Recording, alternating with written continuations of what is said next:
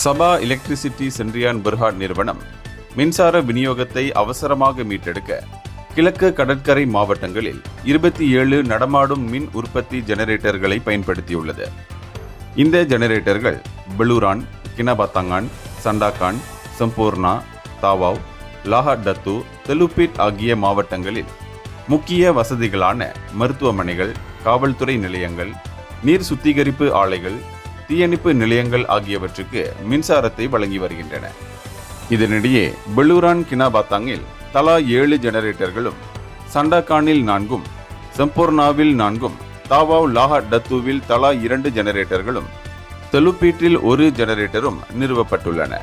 தேவைப்பட்டால் அத்தியாவசிய சேவைகள் தடையின்றி இருப்பதை உறுதி செய்ய மேலும் பல ஜெனரேட்டர்களும் நிறுவப்படும் என்று SESB நிறுவனம் கூறியுள்ளது.